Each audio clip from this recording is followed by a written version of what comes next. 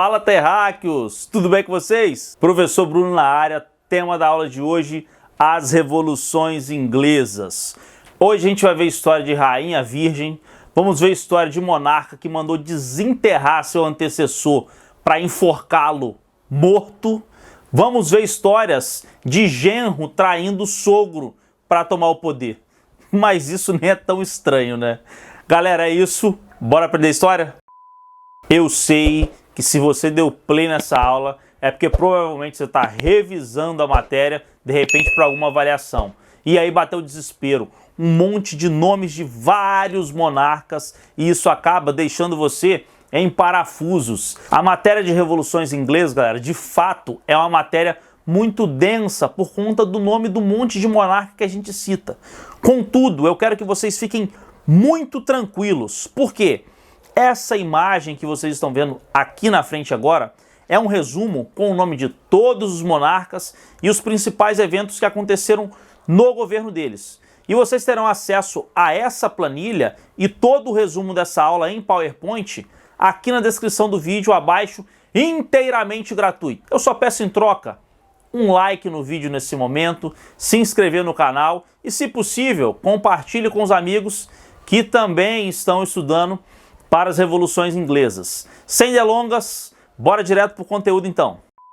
Antes de falar da revolução em si, eu preciso apresentar para vocês o contexto histórico, os antecedentes, o que está acontecendo na Inglaterra antes do processo revolucionário.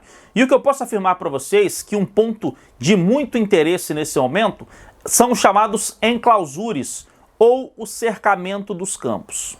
A Inglaterra vivia durante esse período alguns resquícios ainda da Idade Média, do feudalismo.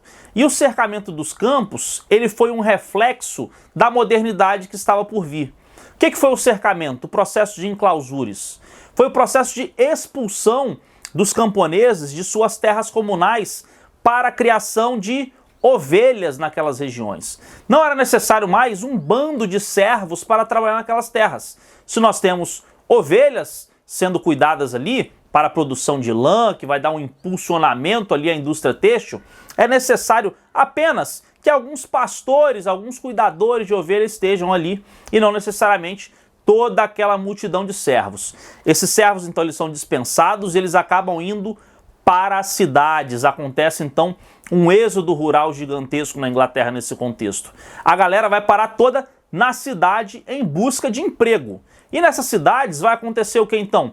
A proletarização desses servos. Esses servos, então, passarão a trabalhar dentro de pequenas fábricas diante desse contexto que antecede também a Revolução Industrial. Na verdade, eles vão formar o que eu costumo chamar de exército industrial de reserva.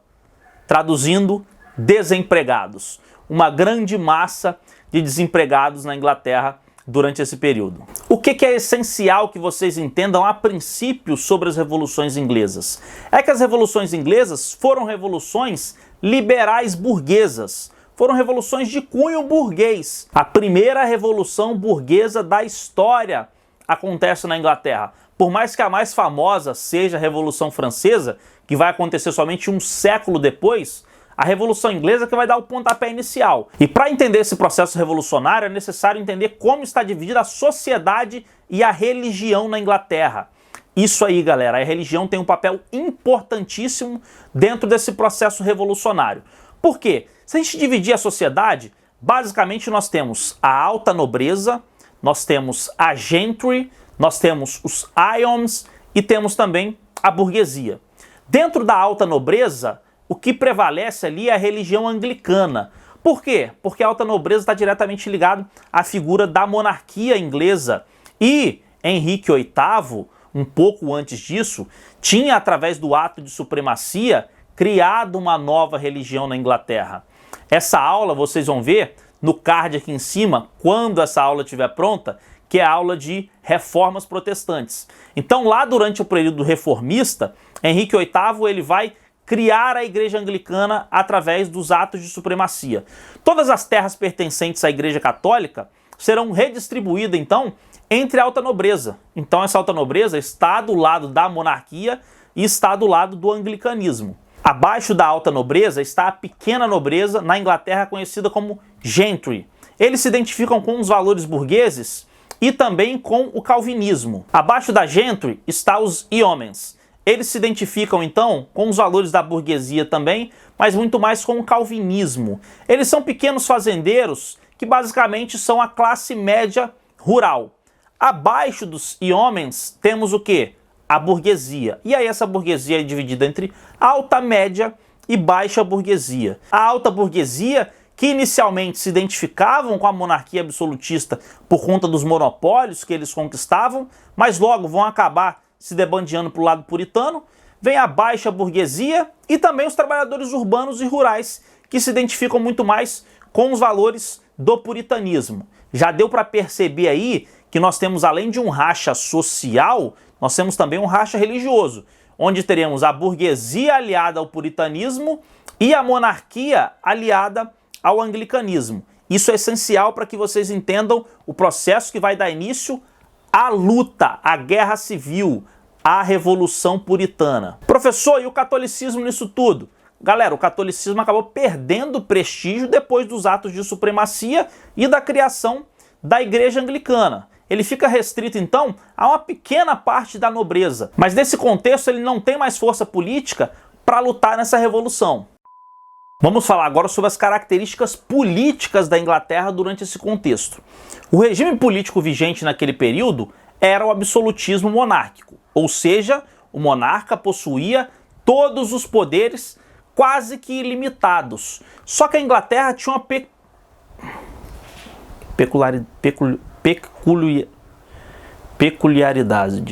peculiaridade.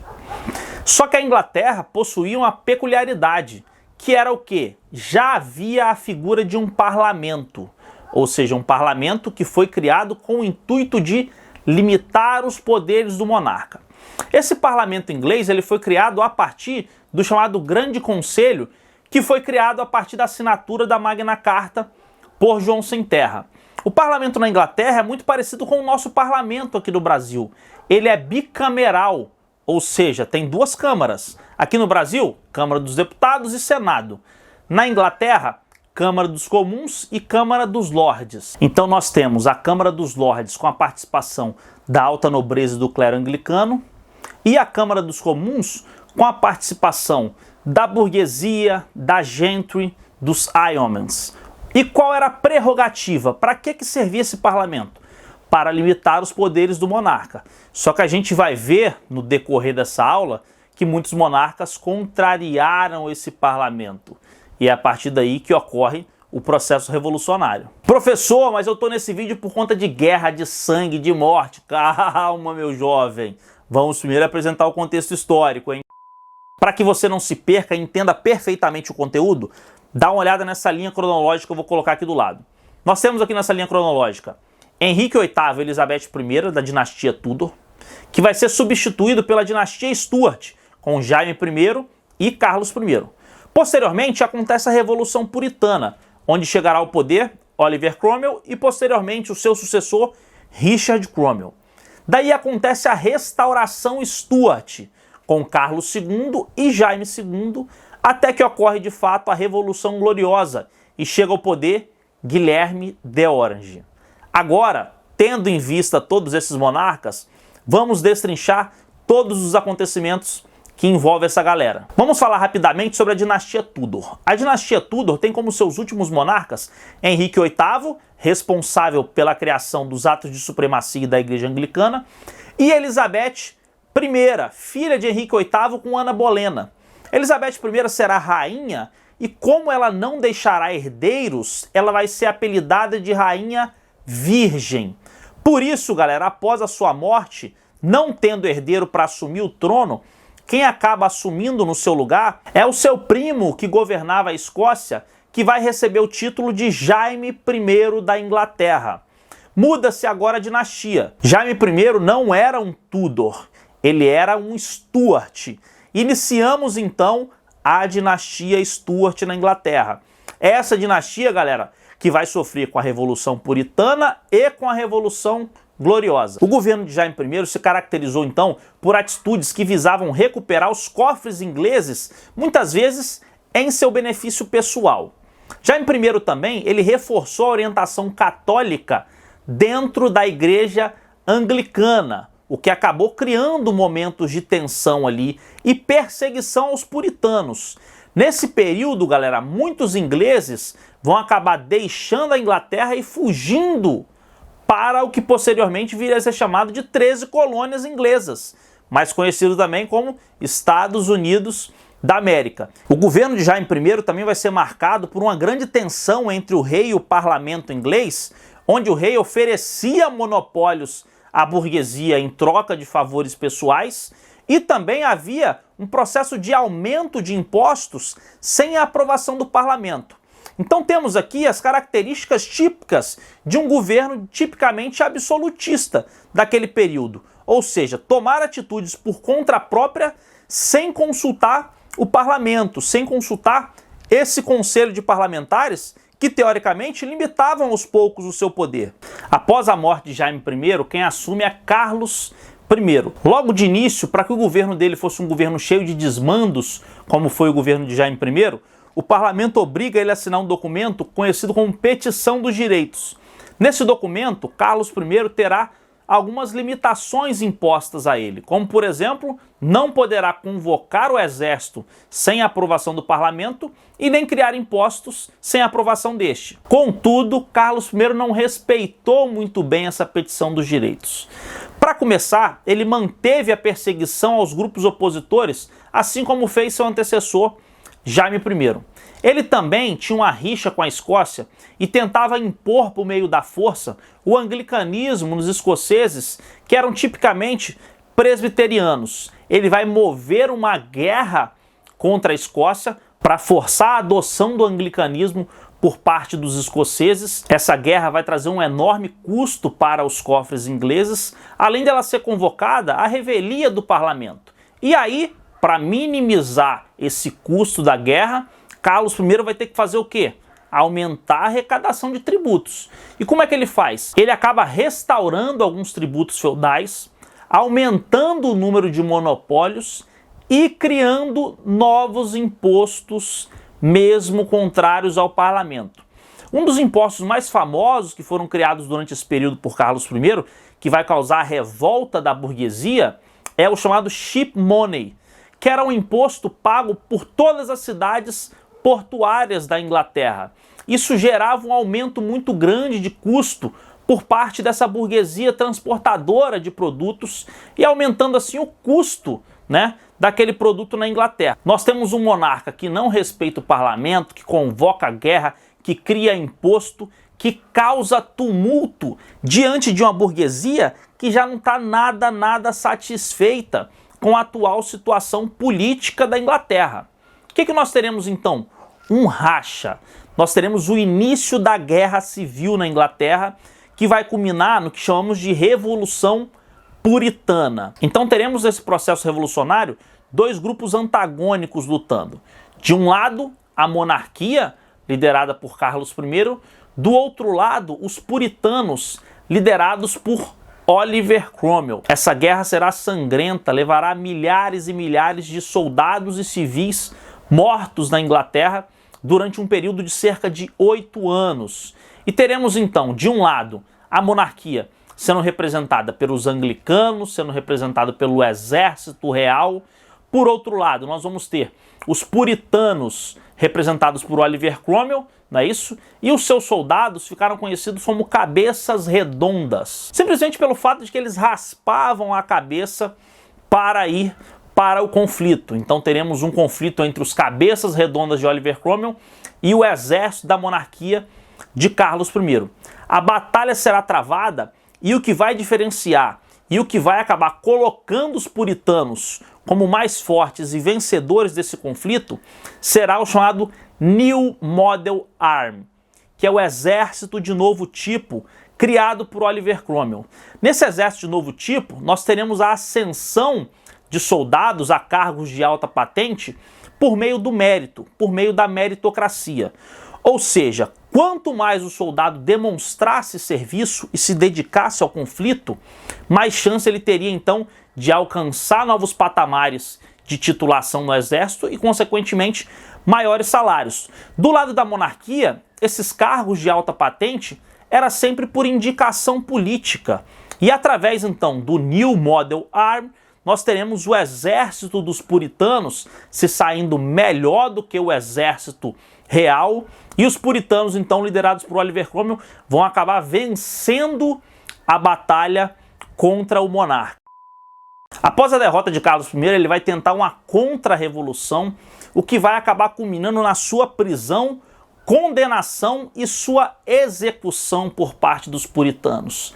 É isso aí, Carlos I será enforcado em praça pública.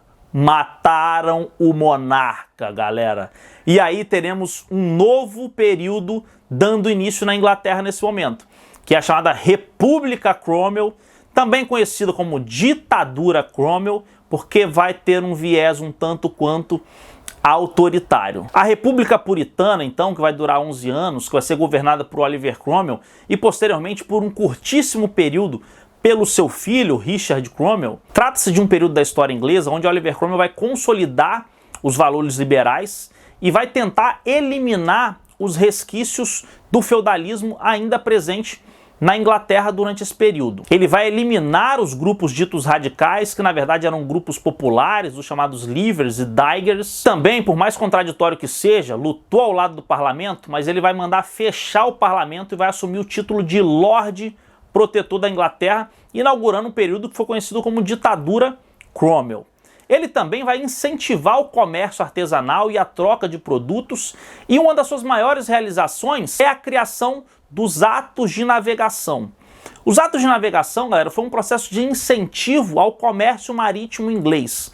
Do que se tratava os atos de navegação?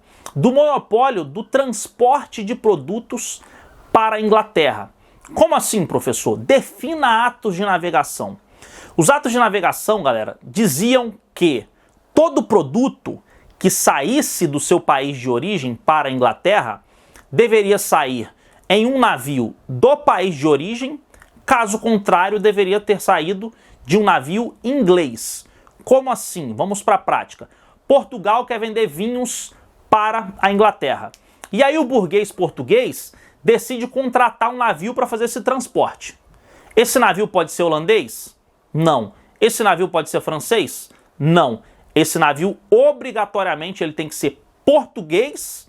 E se não tiver navio português, esse navio tem que ser inglês. Isso vai incentivar muito a produção de novos navios e de arrecadação de recurso por parte dos mercadores e da burguesia inglesa, que vai acabar acumulando muitos capitais durante esse período. Então, os atos de navegação é uma das grandes realizações de Oliver Cromwell. Após a sua morte, quem assume é o seu filho, Richard Cromwell, ou Ricardo Cromwell. Geralmente ele nem aparece nos livros didáticos porque a passagem dele foi praticamente irrelevante. O parlamento percebeu que Richard não tinha os mesmos patamares políticos de engajamento, de popularidade do pai, e decide então destituí-lo do cargo e restaurar a monarquia Stuart. Isso mesmo, aquela monarquia que havia sido derrubada pelo parlamento, onde o rei foi executado. Então eles convidam o filho de Carlos I para assumir o governo novamente, porque assim havia algum tipo de controle, de centralidade política para dar novos rumos para a Inglaterra. E aí nós temos o início da chamada Restauração Stuart, onde teremos como primeiro governante Carlos II. Uma das primeiras realizações de Carlos II vai ser mandar exumar o corpo de Oliver Cromwell, retirar o corpo do caixão e enforcar o corpo em praça pública. Imagina que cenário de horror, um corpo já putrificado sendo enforcado em praça pública simplesmente para se vingar do que ele mandou fazer com o pai de Carlos II, no caso, Carlos I. O governo de Carlos II ele vai acabar se caracterizando então, por uma submissão ao parlamento inglês. E é por isso que ele vai ficar no poder até a sua morte, assumindo então em seu lugar Jaime II. Jaime II já adota uma política mais intransigente com o parlamento, adotando uma postura favorável, por exemplo, ao catolicismo, tomando medidas autoritárias que faziam o parlamento relembrar da primeira dinastia Stuart. O parlamento então vai visualizar aquele contexto, vai perceber que a filha de Jaime II, então, ela tem uma proximidade muito maior com o anglicanismo e ela é casada com um príncipe holandês chamado Guilherme de Orange. O parlamento então convida Guilherme de Orange para assumir o lugar do sogro, para furar o olho do sogro, juntamente com a filha de Jaime II, né? E aí, o parlamento convida Guilherme de Orange e fala o seguinte: quer assumir o trono da Inglaterra nesse momento e destituir o seu sogro? Guilherme de Orange, não tem nada mais prazeroso do que isso.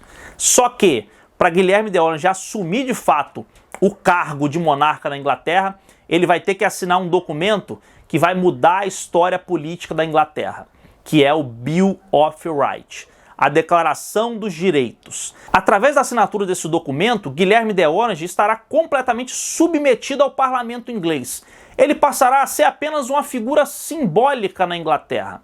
É a partir da assinatura desse documento que nós temos a frase "o rei reina, mas não governa".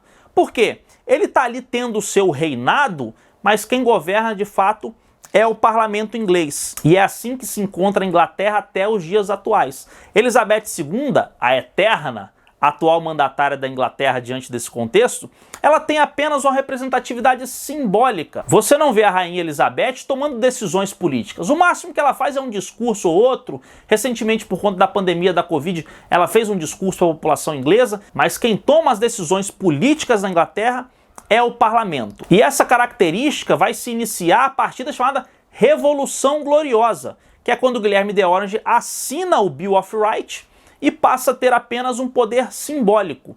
Por que essa segunda revolução ficou conhecida como Revolução Gloriosa? Porque não houve derramamento de sangue, assim como na Revolução Puritana. A Revolução Puritana foi uma guerra civil, teve muito sangue, milhares de pessoas mortas. Na Revolução Gloriosa, com esse nome bonito, nós não teremos derramamento de sangue, teremos apenas a substituição de Jaime II por Guilherme de Orange. Vamos resumir aqui então. Nós começamos falando sobre Henrique VIII e Elizabeth II, da dinastia Tudor. Elizabeth não deixa herdeiros e assume então Jaime I, seu primo, que era escocês, da dinastia Stuart. Posteriormente vem Carlos I da dinastia Stuart, que vai sofrer o processo revolucionário e vai assumir em seu lugar Oliver Cromwell, posteriormente seu filho Richard Cromwell, que é destituído, e temos a restauração Stuart, com Carlos II e Jaime II, que vai sofrer a Revolução Gloriosa, e quem assume no seu lugar é Guilherme de Orange. Viu, galera, como ficou fácil dessa forma? Não esqueçam de baixar o PDF que está aqui embaixo para que vocês possam estudar e fechar a avaliação que vocês têm aí próximo dessa data. Galera, fico muito feliz de poder estar contribuindo mais uma vez com o estudo de vocês. Espero que tenham gostado dessa aula. Se gostou, não esquece de deixar um like, ativar o sininho e assinar o canal. Ficarei muito grato, eternamente grato, galera. Forte abraço, se cuidem e até a próxima!